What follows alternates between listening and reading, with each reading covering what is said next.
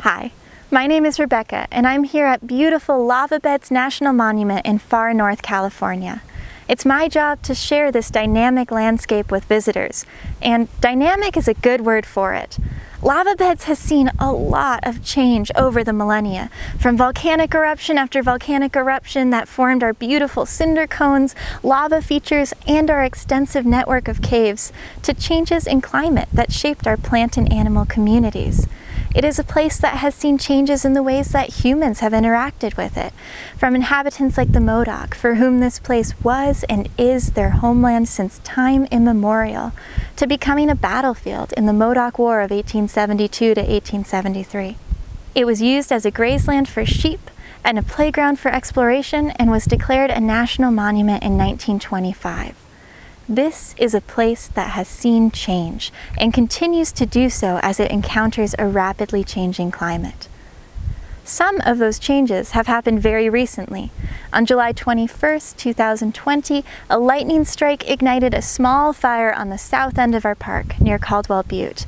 Over the course of about 10 days, it grew to 80,000 acres both in and out of our park, and eventually burned about 70% of our area. When we returned to Lava Beds in August, we encountered a landscape that looked very different from the one we had left when we evacuated. Today, we invite you to learn more about the effects of fire on our landscape through conversations with park rangers who were intimately involved with the Caldwell Fire and our park's recovery. And we invite you to join the conversation by exploring the question of how we should manage landscapes in times of unprecedented change. So my name is David Hayes. I'm the Chief of Resources here at Lava Beds and Tulelake National Monuments, and I've been asked to speak a little bit about fire ecology on our landscape. In the American West and in many places on the planet, one of the principal disturbances on the landscape that the plants and animals have had to deal with for millennia is fire.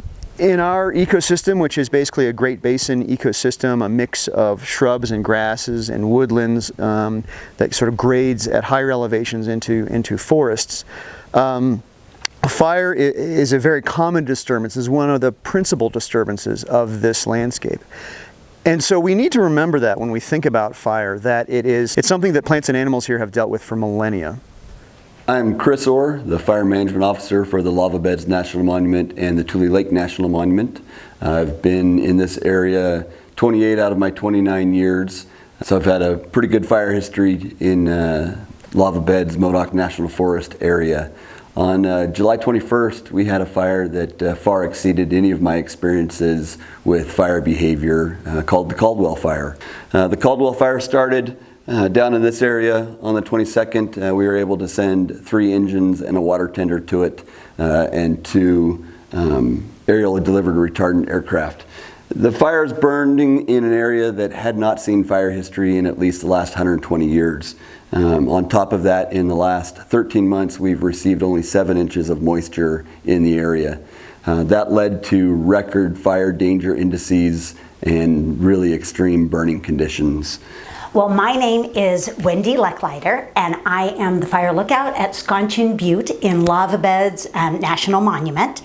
And we are actually inside the Scotchin Butte Fire Lookout. I'm standing by the Osborne Fire Finder that is in the center of every active or operating fire lookout. We're talking about the Caldwell Fire. And I actually was very fortunate to be part of it from the very beginning throughout most of it. On Tuesday, July 21st, there was an active thunderstorm that came through our area. And I recorded 7 different lightning strikes in the Caldwell Butte and Big Sand Butte area. The first one that I recorded was southeast of Caldwell Butte. And we record them so that the next day, or maybe even a week later, you keep observing that area to see if any fires begin or if you see any smoke. So then the next day was Wednesday, and I was off here at Scotchin, but I staffed Timber Mountain Lookout, which is about 18 miles southeast of Scotchin Butte. And at about 10:50 in the morning, right southeast of Caldwell Butte, I saw smoke. When I reported it, it was just like a regular lightning fire. It was, less than an acre. Looked like maybe a single tree, small smoke, flat aspect, burning in timber and sage. Didn't look like, it would grow to be, 80,000 acres. I got on the fire about 50 minutes after it started. It was already 8 acres, even with the retardant aircraft working it, and it was just too hazardous to put personnel into it. We diverted our resources to go catch a fire we could catch on the south end down by Aden with structures immediately threatened. That afternoon, another thunderstorm came through with strong outflow winds, and it kept changing directions, so it was very hard for the fire crews to manage with those erratic winds. After that, let's see, they brought in some air support, but because there were so many fires, lightning fires started, they had to send their air support to the Allen fire because there were structures and people being threatened at that time. But it still seemed manageable. The fire burned first to the north and east, and then out east, and then starting south towards the town of Tienesta. So on day one of this fire, we issued evacuation notices for the town of Tienesta and warnings to the high voltage power lines and gas lines off to our east. The morning of the 23rd, we had a pretty good plan on how we could keep this thing from burning onto the private ground to the south and the National Forest ground to the south. And we started working the Tickner Road on our boundary. Another thunder cell moved into the area, pushed that over our line, and for the next 12 hours, we had extreme fire behavior influenced by thunder cells and very low humidities. Then the next days, there's just one thunderstorm after another with strong winds. But on Sunday, the winds were getting stronger. Another thunderstorm head came. It was starting to create its own pyrocumulus clouds. And that day, the winds exceeded 45 miles an hour. So it was Sunday evening at about a little before 6 p.m. And our fire management officer, Chris Orr, called and he said, it's time to pull the plug. You need to evacuate. And so at that time, I really hadn't thought about evacuating because I had really thought the Scontian flow would protect the butte. But I quickly organized and gathered my things and made the descent off Scontian Butte and evacuated the area. Well, that evening and shortly after, the fire made a run from Big Sand Butte to County Road 120. It moved 7 miles in less than 45 minutes. It was just powerful. But because of the heroic efforts of the firefighters, they were able to save most of those structures, which were houses and property and lives. There were no injuries. Fire behavior that night, 7 miles in an hour is just completely unprecedented for this area. Driven by low fuel moistures, very low humidities, high temperatures, and the downdrafts from the thunder cells, again at times 45 miles an hour plus. There was a 7-mile wall of flame, probably a mile wide, marching towards the Tulelake Basin. Firefighters took tremendous risk that day to take the risk off of the public and made a successful stand way up on the north end of the park and east of it. But what that did was it left a wall of flame from the entire north end of the park all the way to the south end of the park for the 28th. That was influenced by more thunder cells, and it steadily marched west across the park all day long. By 1500 that day, the fire had made it all the way over to the visitor center. Firing operations were incurred around here, firing around the headquarters, the visitor center, unable to make it down to the campground in time with the fire behavior, fire running from the east and actually also from the southwest off the forest ground towards the visitor center. Fortunately, we lost no structures here, no firefighters were hurt, no people were hurt. About a week went by and it kept growing. It actually doubled in size on Sunday and Monday. I returned to Sconchon Butte on Friday, August 7th, to find that the flame front had came up Sconchon Butte on the north and northeast side and had bumped into the spatter cone where the rock outcropping is the longest. And I think that saved Sconchon Butte from burning down. So again, just completely unprecedented fire behavior. Along those lines, we have to look at, on every fire, there's both good and bad from the fire effects. We witnessed some very severe fire effects for about 70% of the park. 70% of the park has burned. About 80% of that ground is going to receive huge benefits from the Caldwell Fire. Over the last 100 years, we've been putting fires out in an area that is dependent on fire. So there's a real diversity of both how often fire is on our landscape now, how often it was in the past, and what that has done to change the dynamic of what is growing where now. Overall, we have a lot more shrubs and woody species of plants than we probably did historically or prehistorically. Because of these changes, we're also seeing changes in fire behavior when we finally do get a fire.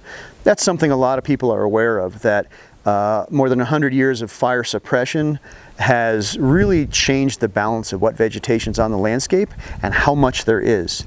Juniper has grown into all of this ground, and that juniper, which shouldn't be out there, each juniper tree sucks up somewhere around 6,000 gallons of water a year, which impacts our water table, impacts our ice caves, impacts the available water for the stuff that our wildlife does eat. We lost some really nice sagebrush on that northeast corner of the park. Truly saddened about that. It was 100, 120 years old, undisturbed. You just don't find sagebrush like that very often in the West anymore. It may not come back into a sagebrush dominated ecosystem anytime in the next 100 years. But what will come back is a really nice crop of native bunch grasses. So this park, through its history, has seen large fires like this before. It was in the condition that we found it in because fire had played an important part in the ecosystem. And we have a lot more fuel now on the landscape. Now, what that means is when fires do start, they burn hotter and burn more. So the intensity of the fire behavior has changed a lot over time as we have not allowed as many fires to burn over the landscape. So as we look at this fire, yes, there's going to be some detrimental effects, but there's going to be a ton of positive effects as well. And for the most part, on the Park Service ground, those effects are going to far outweigh the negative effects from the fire. So what's fascinating to study is how different organisms, plants or animals, have adapted to fire being a natural part of the ecology, this thing called the disturbance regime, whatever the disturbances are at a particular place over time. What we should expect to see after this burn is some of our plants are resprouters. They have lots of energy in their roots and they're able to grow that above ground biomass, as we call it, the stuff that burned off. Just resprout from the roots they have and they didn't die and they're going to come back lush and green. That includes a lot of our native bunch grasses. Again, they're adapted to fire. And then some of our shrubs can actually come back. Not our sage, but some of our cherry species and currant species, they should be coming back from the roots. Other plants, we're dependent on their seeds. So the parent plant is dead or burned off, and we just need some snow and rain, and hopefully in the spring we'll start seeing seedlings of some species coming back. So I think now, I'm excited to see what spring will bring. Of course there's a lot of devastation from the fire, but I think it will bring a lot of new growth. And I'm really excited for what the possibilities will be.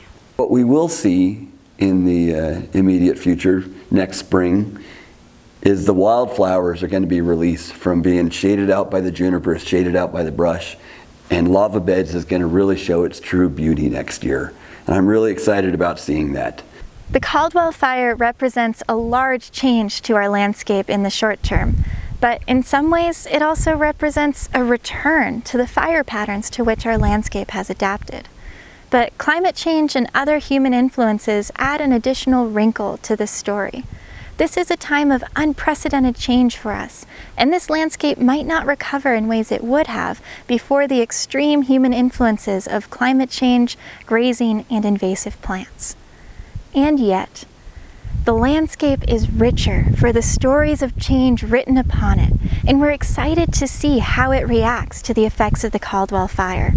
The destruction of fire brings about opportunities for new growth, and we look forward to wildflowers in the spring, new sagebrush in the coming years, and a few new junipers in future decades.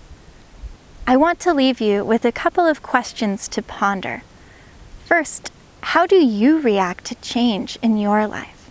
And second, what is valuable and worth protecting in your mind in dynamic and changing landscapes, such as this one at Lava Beds? Thank you so much for joining us and learning about this very special place.